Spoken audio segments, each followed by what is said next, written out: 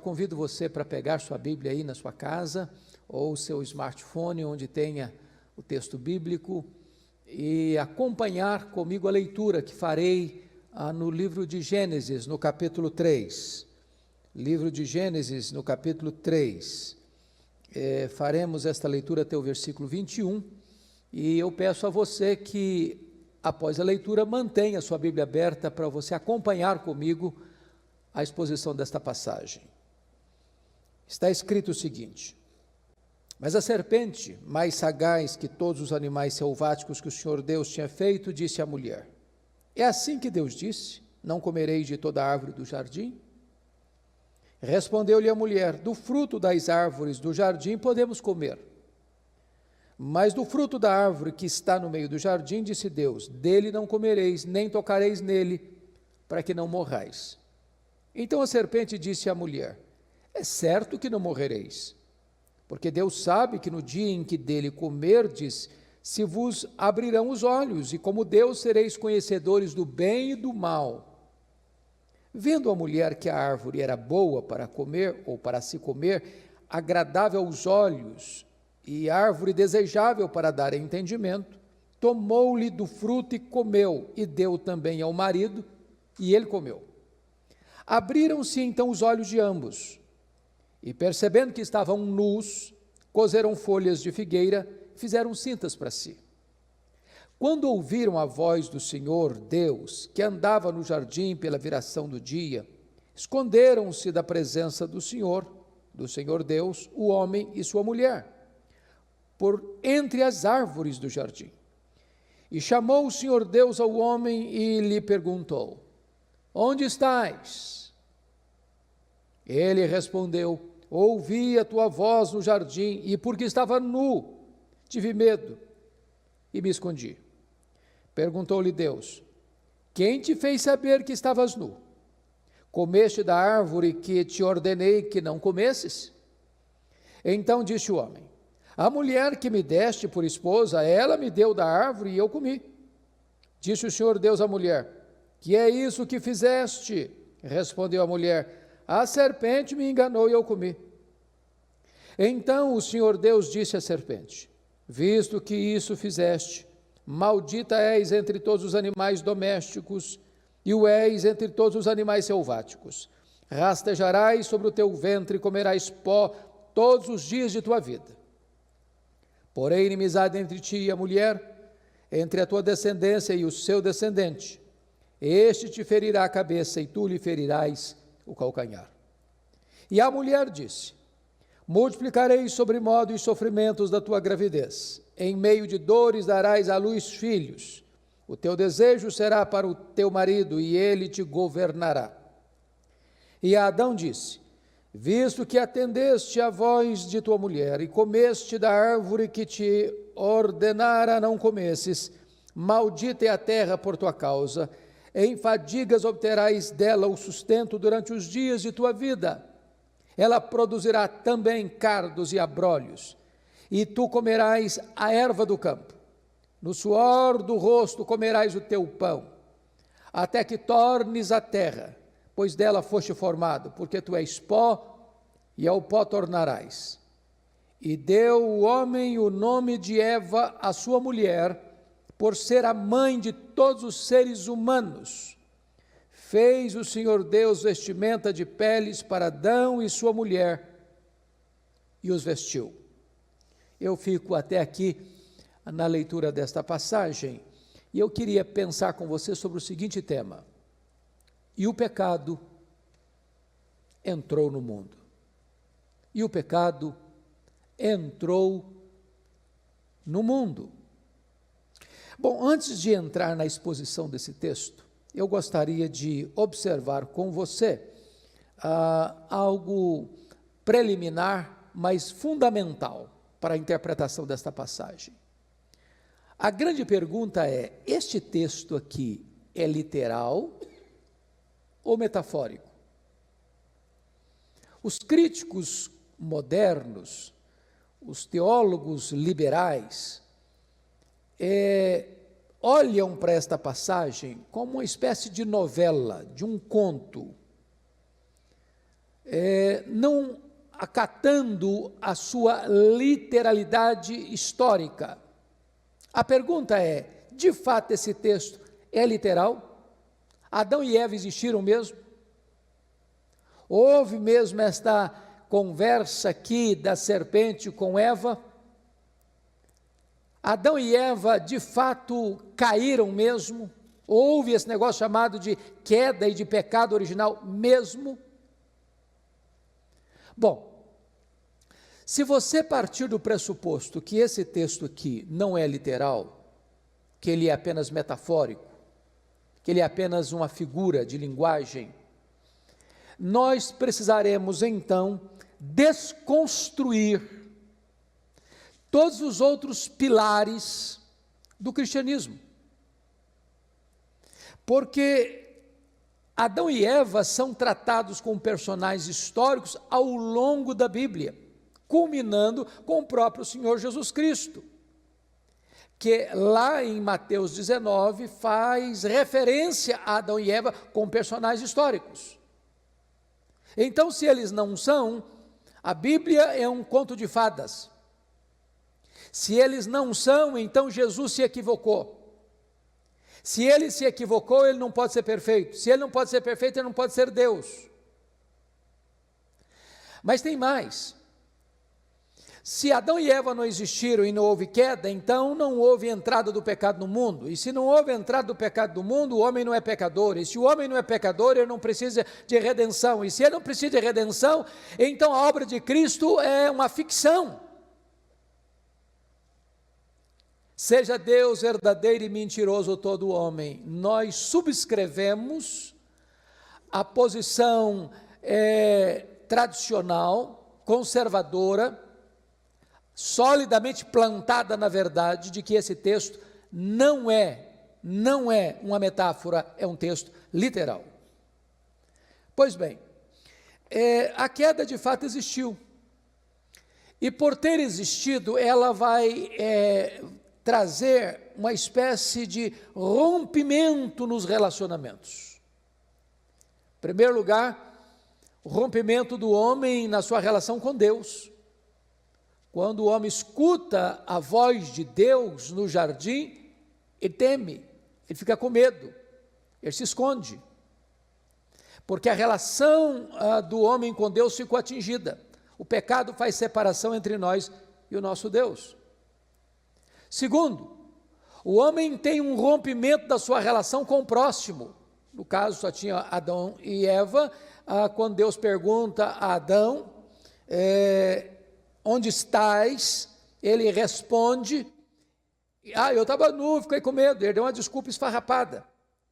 E Deus, você comeu, Adão, do fruto que eu ordenei que você não comesse? A mulher me deu e eu comi. Então note você que Adão, em vez de assumir a culpa, ele transfere a culpa para sua mulher e acusa a sua mulher. Certamente aí há a primeira cunha no relacionamento entre marido e mulher, entre as relações interpessoais. O pecado produz isso. Não há comunhão onde o pecado predomina. Terceiro, o pecado trouxe também uma fissura, não só na relação do homem com Deus e com o próximo, mas uma fissura intrapessoal, não apenas interpessoal. Porque agora o homem está com medo de Deus. Agora o homem tenta coser folhas para tapar a sua nudez, porque ele é um ser em conflito, ele é uma guerra civil ambulante. Mas em quarto lugar, o pecado traz um rompimento da relação do homem com a própria natureza que o hospeda, com o seu próprio habitat. Porque agora o próprio Deus sentencia que maldita é a terra por tua causa, e ela produzirá espinhos, cardos e abrolhos, e é no suor do teu rosto que tu retirarás o pão, o fruto da sua mesa, para lhe dar sustento e vida. Então eu concluo dizendo o seguinte, que o pecado trouxe 4 rompimentos nas relações, da relação do homem com Deus, da relação do homem com o próximo, da relação do homem com a natureza, da relação do homem consigo mesmo. Pois bem, eu queria agora olhar com você sobre os degraus dessa queda. Como é que aconteceu? Bom, Deus criou o homem e a mulher, a sua imagem, a sua semelhança. Deus plantou um jardim e colocou este casal nesse jardim para lavrar e guardar. Deus colocou o homem como gestor da sua criação, tanto das aves dos céus, como dos animais da terra, como dos peixes do mar. E este homem que ontem era nada, hoje é barro, e barro feito homem, e feito homem gestor da criação, não se contentou em ser a maior das criaturas e o maior dos gestores, ele quis ser igual a Deus. E, portanto, ele começa a caminhar na direção perigosa da desobediência e rebelião contra Deus, provocando a maior tragédia na história da humanidade, que foi a queda. Qual foi o primeiro degrau? O primeiro degrau foi quando abriram a agenda para ouvir o diabo. Olha o versículo 1. Mas a serpente, mais sagaz que todos os animais selváticos que o Senhor Deus tinha feito, disse à mulher: é assim que Deus disse, não comereis de toda a árvore do jardim? Toda vez que o homem abre a sua agenda, seus ouvidos, seus olhos, seu coração, para entabular uma conversa com o diabo, ele está em perigo. Ele está em perigo. Era hora de ter um rompimento radical e tapar todas as portas de acesso, mas o homem e a mulher abriram esta porta para um diálogo, para uma conversa que redundou na queda deles, na grande tragédia da humanidade. Segundo lugar, segundo degrau, quando eles abriram a mente para colher dúvidas sobre a palavra de Deus. Olha aí os versos 1 e 2. É assim que Deus disse, não comereis de toda a árvore do jardim? Respondeu-lhe a mulher, do fruto das árvores do jardim podemos comer. Na verdade, a serpente sagaz, aqui, como que uma espécie de incorporação do diabo, inverte as coisas. É assim que Deus disse, não comerei de toda a árvore do jardim, onde Deus disse sim, o diabo disse não. O Deus tinha dado uma liberdade plena com uma única exceção. O diabo faz a pergunta colocando a negação em tudo. E nesse momento, quando o diabo é especialista, porque ele é um péssimo exegeta, ele é um mau hermeneuta, ele é um péssimo teólogo, ele tem a habilidade, entre aspas, de torcer as escrituras. Quando a mulher aceita esse diálogo e aceita o argumento de pôr em xeque, em dúvida, a palavra de Deus, ela está botando os pés aqui num terreno escorregadio. E ainda hoje, toda vez que você acolhe as dúvidas que Satanás lança na sua mente, você está em grande perigo. Terceiro lugar, terceiro degrau da queda, quando abriram a boca para torcer a palavra de Deus. Olha os versos 2 e 3. Respondeu-lhe a mulher, do fruto das árvores do jardim podemos comer, mas do fruto da árvore que está no meio do jardim, disse Deus, dele não comereis, nem tocareis nele, para que não morrais. Então note você que Eva aqui acrescenta o que Deus não disse. Deus nunca tinha falado não tocareis nele, e ela amacia, diminui a ênfase da expressão certamente morrereis, para que não morrais.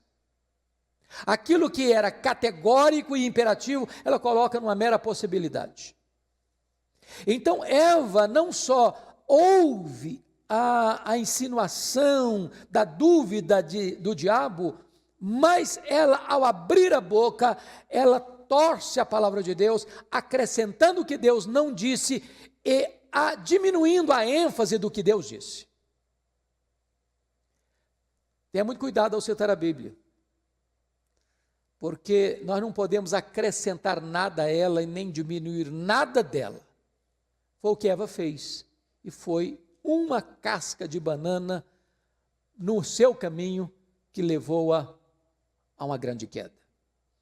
Mas ainda em quarto lugar, quarto degrau é quando abrir os ouvidos para escutar a negação da palavra de Deus. Olha comigo os versos 4 e 5. Está escrito: então a serpente disse à mulher: é certo que não morrereis, porque Deus sabe que no dia em que dele comerdes, se vos abrirão os olhos, e como Deus sereis conhecedores do bem e do mal. Olha a sutileza de Satanás, olha a sutileza do diabo. Se a serpente tivesse começado essa conversa negando peremptoriamente a palavra de Deus, talvez Eva fechasse a porta e não conversasse com ela. Ele começa sutil, assim é o pecado. Ele vem manso, ele vem inofensivo, ele vem sutilmente, ele vai entrando pouco a pouco. E agora, quando o diabo percebeu que Eva não estava tão segura da palavra de Deus, então ele nega categórica e insofismavelmente a palavra de Deus. É certo que não morrereis. Deus está blefando. Deus não é digno de confiança. Deus não está falando a verdade. Não é preciso levar a sério o que Deus está falando. Aliás, Deus tem más intenções com vocês. Porque, conforme está no escrito no versículo 5, porque Deus sabe que no dia em que dele comeres, se vos abrirão os olhos, e como Deus sereis conhecedores do bem e do mal. Ou seja, Deus não está agindo honestamente com vocês, Ele está escondendo de vocês aquilo que vocês têm direito, aquilo que vocês têm capacidade de experimentar. E aí vem o quinto passo da queda. Quando abriram os olhos para ver o pecado como algo agradável. Olha comigo o versículo 6. Olha comigo o versículo 6. Vendo a mulher que a árvore era boa para se comer, Deus havia dito: não comereis, porque certamente morrereis. Agora ela já está achando que o que Deus proibiu é bom demais. Agradável aos olhos, era boa para comer, agradável aos olhos, e árvore desejável para dar entendimento, tomou-lhe do fruto e comeu, e também deu ao marido, e ele comeu. Aqui está a caminhada do que é o pecado, né? Ninguém entra no pecado da primeira vez, se chafurdando nele. É sutil. A proposta do diabo aparentemente parece ser tão boa. Vai lhe dar prazer, é agradável, vai te ajudar a abrir novos horizontes. E quando você começa a perceber que o pecado é bom, atraente e proveitoso, você já engoliu a isca venenosa da tentação. E aqui então, Eva não só come, mas ela dá ao marido e ele come. E a Paulo, interpretando isso, diz que Eva comeu o fruto enganada, Adão conscientemente. Conscientemente. Foi Eva que foi enganada, Adão não. É por isso que, do ponto de vista teológico, Adão é o grande responsável. O pecado entrou no mundo por Adão. A queda aconteceu com Adão, ele era o cabeça federal da raça, e ao cair, não caiu apenas ele, caiu toda a raça. E ele, diante de Deus, é o responsável. Ele está fazendo conscientemente. Mas, em último lugar, qual o último degrau da queda?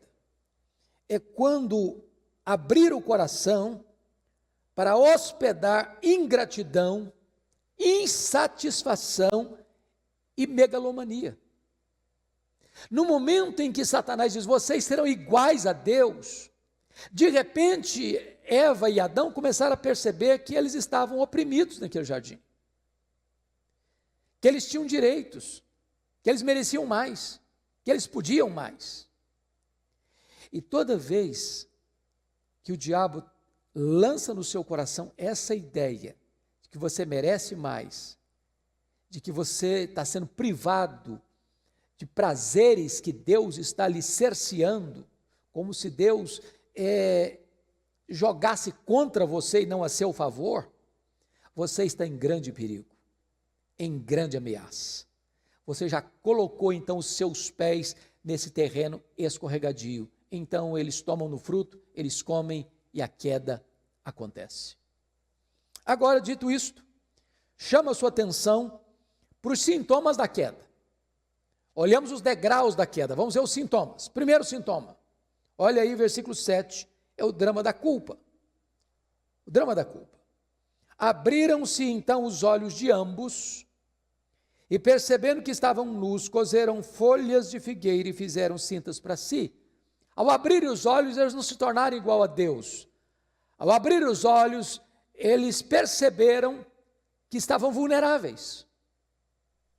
Aquilo que até então não era um problema para eles, a nudez, agora é. E esse é o drama da culpa. A culpa é um carrasco. A culpa assola, açoita suas vítimas impiedosamente dia e noite. Você não tem condições de desligar esse botão, sabe por quê? Porque Deus colocou a sua consciência, Deus colocou a consciência dentro de você, você tem um tribunal moral dentro de você tem uma luz vermelha que quando você erra e peca, ela acende. Você pode até ir resistindo a isso e de repente esta seta que fere a sua consciência fique rombuda e você tem uma consciência cauterizada e quando ela fica cauterizada você está numa situação pior ainda. Mas não tem pecado sem culpa. A sobremesa amarga do pecado é a culpa. E ela vai atormentar você, e ela vai assolar você, e ela vai castigar você, e ela não vai dar trégua a você, até que você encontre o perdão que está em Cristo Jesus. Segundo sintoma, notem comigo ainda, é o problema da vergonha, o peso esmagador da vergonha. Diz o texto, no versículo de número 10, eu ouvi a tua voz no jardim, e porque estava nu, tive medo e me escondi. Bom, na verdade, agora o homem que tinha sido criado perfeito, até que o pecado entrou na sua história, ele já está tentando driblar sua própria consciência e mentindo para Deus. Ele não teve medo porque estava nu, ele estivera nu até então, e eu não sei, a Bíblia não menciona quantos anos tinha Adão quando ele caiu, mas ele vivera nu com sua mulher no jardim, e não se envergonhava, está escrito isso lá no capítulo 2, versículo 25, ora, um e outro, o homem e sua mulher, estavam nus e não se envergonhavam, agora estão com vergonha de Deus, vergonha um do outro, eles estão completamente expostos, eles estão completamente vulneráveis, e quando o homem está vulnerável, quando ele não está coberto, ele está com vergonha, expor as suas intimidades agora gera vergonha. Mas o terceiro sintoma da queda é o medo e a fuga de Deus, olha o verso 8 comigo. Quando ouvir a voz do Senhor, Deus que andava no jardim pela viração do dia, esconderam-se da presença do Senhor Deus, o homem e sua mulher, por entre as árvores do jardim. Olha que coisa triste, a presença de Deus outrora era o deleite deles, era o prazer deles. Mas agora, no pecado, a presença de Deus os constrange, a presença de Deus os intimida. E eles tentam fugir de Deus e se esconderem de Deus. E olha que coisa terrível é que o pecado faz, torna o ser humano tolo, louco, porque eles sabiam da verdade, da onisciência, onipresença de Deus, e eles tentam se esconder de Deus atrás de uma árvore. Quando Deus está em toda parte, conhece tudo e a todos exaustivamente. O pecado torna o homem tolo, nécio. Pois bem, dito isto, eu gostaria de olhar com você um outro aspecto desta passagem, que são os mecanismos de fuga produzidos pela queda. O primeiro mecanismo de fuga produzido pela queda chama-se racionalização. Eu vou usar uma linguagem um pouco agora da psicologia e explicar melhor isso para você compreender como esses mecanismos que os nossos pais usaram lá no Éden ainda são usados hoje. Então, o primeiro mecanismo foi a racionalização. Olha comigo os versos 9 e 10. E chamou o Senhor Deus ao homem e lhe perguntou: onde estás? Ele respondeu: ouvi a tua voz no jardim, e porque estava nu tive medo, e me escondi. Bom, ele está tentando argumentar com Deus, despistar o assunto, driblar sua consciência e criar mecanismos de racionalização para explicar o inexplicável. Você desobedeceu, você comeu o fruto que eu mandei você não comer, você está nessa situação por isso. Então não vem aqui com outras palavras, com outros discursos, com outras motivações, com outras razões, com outras explicações, não. Isso é racionalização. Entre no ponto, não fuja da agenda. Por que você fez isso? Quantas vezes, desde criança, a gente aprende isso? O menino faz uma arte em casa e o pai e a mãe apertam o menino e ele bota a culpa no outro. Ou ele dá uma outra explicação, ou ele dá uma justificativa que não é o ponto, que não é o fulcro do assunto, não é o cerne da questão. Racionalizações. Segundo mecanismo, transferência. Esse é um termo muito usado na psicologia. Olha comigo os versos 11 e 12. Perguntou-lhe Deus: quem te fez saber que estavas nu? Comeste da árvore que te ordenei que não comesses? Então disse o homem: a mulher que me deste por esposa, ela me deu da árvore e eu comi. Ele não aceita a responsabilidade, ele não assume a sua culpa, ele transfere o problema para a mulher e, de certa forma, velada e indiretamente, ele acusa Deus que deu a mulher para ele. Em outras palavras, está dizendo: se tu não me desses esse presente de grego, eu não estaria nessa situação. Então, em última instância, a culpa é tua, Deus, porque tu me deste essa mulher, e é por causa dela que eu caí, é por causa dela que eu estou nessa situação. Ele não assume a culpa, e Deus não aceita as desculpas de Adão, e está escrito em toda a Bíblia que o pecado entrou por Adão. Mas ele não quer assumir a responsabilidade. Isso se chama de transferência. O culpado é sempre o outro. Terceiro lugar, terceiro mecanismo, chama-se de projeção. Projeção, olha o versículo 13 comigo. Disse o Senhor Deus à mulher: que é isso que fizeste? Respondeu a mulher: a serpente me enganou e eu comi. Então Deus vai Adão, que é o responsável, ele transfere para Eva. Deus vai em cima de Eva e ela também não assume a culpa. Ela também projeta o problema para fora dela, para além dela. E culpa a serpente. A serpente me enganou e eu comi. Ou seja, nem Adão, nem Eva assumem a responsabilidade do seu ato. Tentam driblar a consciência, tentam enganar a Deus, tentam enganar a eles mesmos.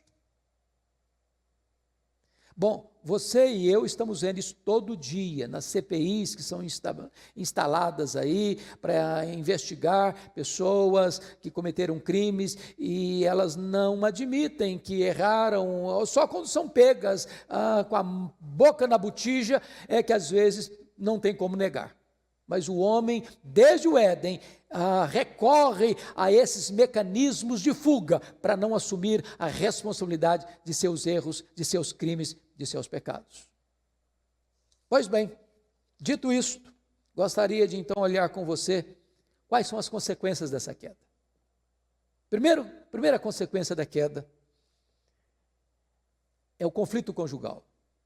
Olha comigo o versículo 12. No versículo 12, Adão culpa a sua mulher. A mulher que me deste por esposa, ela me deu da árvore e eu comi. Eu imagino que Eva, escutando isso, ela não deve ter ficado feliz também não. E aqui talvez comece a primeira briga conjugal, primeiro conflito conjugal. Segundo conflito, segundo problema que surge, segunda consequência, é a guerra espiritual. Olha comigo os versos 14 e 15. Então o Senhor Deus disse à serpente: visto que fizeste, maldita és entre todos os animais domésticos, e o és entre todos os animais selváticos, rastejarás sobre o teu ventre, e comerás pó todos os dias da tua vida. Antes de ler o versículo 15, chama a sua atenção para esse ponto. Deus conversa com Adão, Deus conversa com Eva, mas Deus não conversa com a serpente. Deus não dialoga com o diabo. Deus sentencia ele, mas não dialoga com ele. Notinha de rodapé aqui. Hoje tem muitos escritores e escritoras que tratam da questão de batalha espiritual, e muitas obras que já estão vertidas para o português, inclusive, pessoas tratam deste assunto recebendo, inclusive, revelações do diabo. Como se o diabo merecesse confiança para revelar alguma coisa. Ele é o pai da mentira. Ou em alguns redutos hoje, quando se trata de questão de libertação de pessoas endemoniadas, possessas, entabula-se diálogo com o diabo. Dá até microfone para ele. Pois nós não encontramos amparo dessa postura nesse texto. Deus não conversa com o diabo, não. Deus o sentencia. O sentencia. Deus estabelece que a serpente será agora maldita. E é claro que este animal que você vai perceber, e era um réptil, e tudo nos faz crer que ele não era um ser tão asqueroso quanto é a serpente hoje, que rasteja sobre o seu ventre e come pó. E agora no versículo 15 está posta a batalha espiritual. Porém, inimizade entre ti e a mulher, entre a tua descendência e o seu descendente. Então preste bem atenção nisso, o diabo é nosso inimigo. Qualquer pessoa que faz parceria com o diabo, que entra no jogo do diabo, ou alguns hoje, pasmem vocês, o satanismo hoje está crescendo. Pessoas que deliberadamente adoram Satanás, cultam a Satanás. E a Bíblia diz, por exemplo, que os ídolos que são feitos de pau, de pedra, de barro, de mármore, de granito, cobertos de bronze ou de ouro ou de prata, esses ídolos não são nada, mas o que está por trás deles são os demônios. Então preste bem atenção nisso. Há uma guerra espiritual estabelecida. O diabo é nosso inimigo, ele é aquele que 24 horas por dia anda ao nosso redor procurando nos devorar. Então acautele-se, louvado seja Deus, o descendente da mulher, Jesus Cristo nosso Senhor, esmagou a cabeça da serpente na cruz do Calvário e expôs o diabo e suas hostes ao desprezo, ao opróbrio, e hoje nós somos mais do que vencedores em Cristo Jesus. Terceiro lugar, terceira consequência da queda, é o sofrimento da mulher. E olha você, que Deus começa pela ordem. Deus sentencia a serpente, que foi o agente desta tentação. Segundo, Deus sentencia a mulher, que começa e entabula o diálogo com a serpente. Está escrito no verso 16, olha aí comigo. E a mulher disse: multiplicarei sobremodo os sofrimentos da tua gravidez, em meio de dores darás à luz filhos, o teu desejo será para o teu marido e ele te governará. Então a gravidez, que deveria ser um tempo tão lindo para a mulher, essa gravidez vai ter componentes de sofrimento. O parto, que deveria ser um momento de grande celebração, é de celebração sim, mas vai ser no meio de dores. E a relação entre marido e mulher, que deveria ser uma relação plena e harmoniosa e abençoada e muito feliz, vai ser uma relação de domínio e de rendição do desejo ao poder deste homem. Ou seja, a relação entre marido e mulher, até mesmo na sua intimidade, vai ser comprometida por causa da queda. Terceira consequência, a quarta consequência, melhor dizendo, a fadiga do homem. Agora Deus já tinha dado a sentença para a serpente, agora Deus dá a consequência para a mulher, agora vem a consequência para o homem. Olha comigo os versículos 17 a 19, parte A.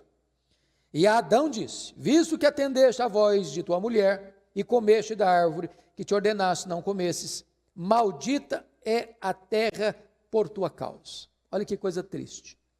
Deus havia deixado Adão como gestor, para cuidar e lavrar.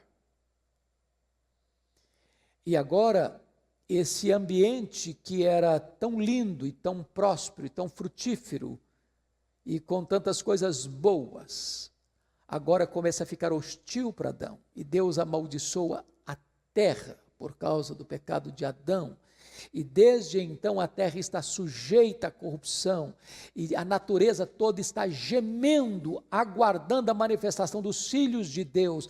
Então todas essas convulsões que você vê na natureza, terremotos, maremotos, secas, enchentes, situações que trazem tanto sofrimento e dor, inclusive as doenças decorrentes das epidemias e pandemias, tudo isso tem a ver como fruto do pecado dos nossos primeiros pais lá no Éden. E olha mais comigo, por gentileza. Maldita é a terra por tua causa, em fadiga obterás dela o sustento durante os dias de tua vida. O trabalho que era deleitoso, agora será um trabalho penoso. Agora, chama a sua atenção para isso. O trabalho não é consequência da queda, não. Por favor. Deus instituiu o trabalho antes da queda, o trabalho permanece depois da queda, agora com um componente de sofrimento, e o trabalho continuará depois da glorificação. Nós vamos servir a Deus lá no céu. Agora olha comigo o verso 18. Ela produzirá também cardos e abrolhos. Outrora a terra só produzia frutos. Agora ela produz cardos e abrolhos. Bom, eu fui criado na roça, pastor Arival teve uma vivência também numa região mais interiorana, e talvez eu esteja me referindo, me dirigindo a você, que já viveu na região rural, ou lida com a região rural, ou tem conhecimento da região rural. Para você plantar os produtos da ceifa, da colheita, o milho, o arroz, o feijão, a soja, o trigo, e etc, etc, etc, você tem que plantar, você tem que cuidar, você tem que carpir, você tem que proteger, mas você não precisa plantar as ervas daninhas. Os espinhos, cardos e abrolhos nascem naturalmente. Isso é consequência do pecado. Consequência do pecado. Mas olha comigo o verso 19, parte A. No suor do rosto comerás o teu pão, até que tornes a terra. Ou seja, a sobrevivência não vai ser fácil. Vai sobreviver, vai comer, mas é com trabalho penoso, é com o suor do rosto, é com a fadiga, é consequência, portanto, do pecado. Mas vamos lá, a quinta consequência do pecado, a morte. Olha o versículo 19, parte B. até que tornes a terra, porque dela foste formado, porque tu és pó, ao pó tornarás. Pastor Arival pregou hoje, no culto das 8h30, falando sobre a morte. E aqui está a sentença da morte. O salário do pecado é a morte. O pecado entrou no mundo por um homem, e o pecado passou também por todos os homens, porque todos pecaram. E a morte então vem como salário amargo desse pecado. O salário do pecado é a morte, diz Paulo. Aqui está a sentença. Tu és pó, e ao pó tornarás. É curioso porque, veja você, o homem, Antônio Vieira, que foi um grande orador sacro, foi um padre lusitano que morou no Brasil, e alguns sermões de Antônio Vieira eram sermões muito, chamaríamos de evangélicos, inclusive. Outros nem tantos, claro, mas ele tinha alguns sermões magníficos, e eu gosto de lê-lo pela beleza da sua retórica. E ele diz uma coisa interessante, essa frase em latim é pulvis est et pulvis reverteris, tu és pó e ao pó tornarás. O homem, disse ele, não é o que é, o homem é o que foi e o que há de ser. Só Deus pode dizer eu sou o que sou. Só Deus é o que é. Se o homem veio do pó e voltará ao pó, então o homem é pó, porque o homem não é o que é, o homem é o que foi e o que há de ser.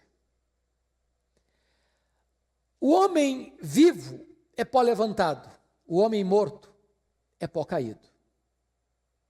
Deus formou o homem do pó e soprou em suas narinas o fôlego da vida, ele passou a ser alma vivente.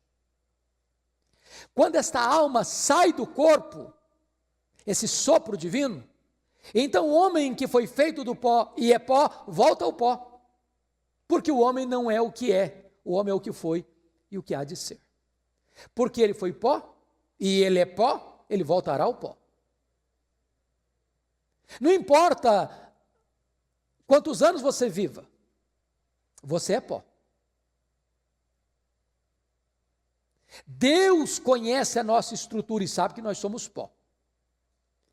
E Deus está aqui sentenciando este homem que foi feito do pó e que é pó a voltar para o pó.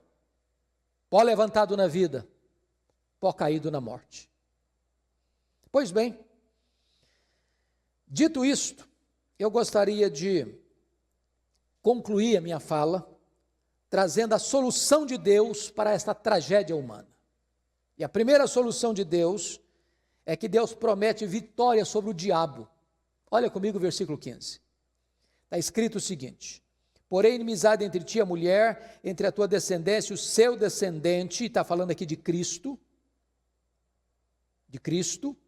este Cristo te ferirá a cabeça, disse Deus para a serpente, e tu lhe ferirás o calcanhar. Então, Jesus Cristo veio ao mundo para destruir as obras do diabo. Jesus Cristo lá na cruz esmagou a cabeça da serpente. E ele triunfou sobre a serpente e as suas hostes na cruz. Bendito seja Deus. A serpente, o diabo, Satanás, agora é despojado da sua armadura, a sua casa é saqueada, o reino das trevas agora não tem mais poder de segurar você, porque você, ao ser convertido a Cristo, foi arrancado do império das trevas para o reino da luz. Você foi tirado da potestade de Satanás para Deus. Por quê? Porque Jesus Cristo venceu Satanás. Satanás é um ser vencido, e então nós em Cristo também somos mais do que vencedores em Cristo Jesus, e o Satanás não tem poder mais de nos destruir, de nos tocar, por causa da vitória de Cristo na cruz. Segunda solução de Deus. Deus não só promete vitória sobre o diabo, mas Deus promete vitória sobre a desesperança. Olha comigo o versículo 20. E deu o homem o nome de Eva, a sua mulher, por ser a mãe de todos os seres humanos. A mulher não tinha nome até então. Quem dá nome a esta mulher é o próprio marido dela, porque Adão e Eva já nasceram adultos, eles não tiveram infância. Deus os criou não como dois bebês, mas como dois seres humanos, prontos um para o outro, para uma relação conjugal feliz. E agora, quando Adão dá o nome à sua mulher de Eva, ele está dizendo o seguinte: por meio da mulher é que vem a grande esperança do Messias ao mundo. Quando ele dá o nome a essa mulher de Eva, ele está dizendo o seguinte: haverá uma esperança, uma lâmpada da esperança na história, e esta esperança é que vai correr como um rio cristalino por todo o livro de Gênesis, de Deus preservando uma semente santa, através de Sete, através de Enos, através de Noé, através de Sem, através de Abraão, através de Isaac, através de Jacó, através de Judá, através de Davi, através de Jesus o Messias. Louvado seja Deus, porque houve um fio de esperança na história. Mas finalmente, eu termino aqui. Deus promete vitória também sobre o pecado. Olha comigo o versículo 21. Fez o Senhor Deus vestimenta de peles para Adão e sua mulher e os vestiu. Não é apenas porque as folhas de figueiras não estavam próprias, não tem a ver com beleza, não tem a ver com indumentária melhor ou pior. O verso 21 está aqui preconizando e prefigurando que você, para ser vestido, precisa de ter um substituto. Sangue precisa ser derramado, porque sem derramamento de sangue não há remissão de pecados. Quando Deus então sacrifica um animal, imola um animal para fazer vestes próprias para Adão e Eva, isso apontava para a justiça de Cristo. E só por meio da justiça de Cristo é que nós somos cobertos e vestidos adequadamente. Só por meio do sangue de Cristo é que nós temos os nossos pecados perdoados e lavados. E só por meio da obra de Cristo é que nós somos justificados. E só quando nós somos cobertos pela vestimenta da justiça de Cristo é que nós temos então solução deste gravíssimo problema, maligníssimo problema que é o pecado na nossa história. Então Deus traz vitória sobre o diabo, Deus traz esperança para a desesperança, Deus traz redenção para os pecadores por meio da obra sacrificial de Jesus Cristo na cruz do Calvário.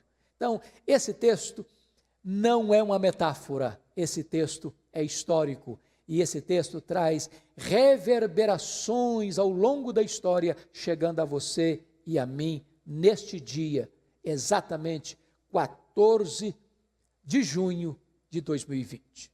Que Deus abençoe o seu coração, que Deus abençoe a sua vida e que nós tenhamos cada dia mais amor e apego à palavra de Deus. Deus abençoe sua vida.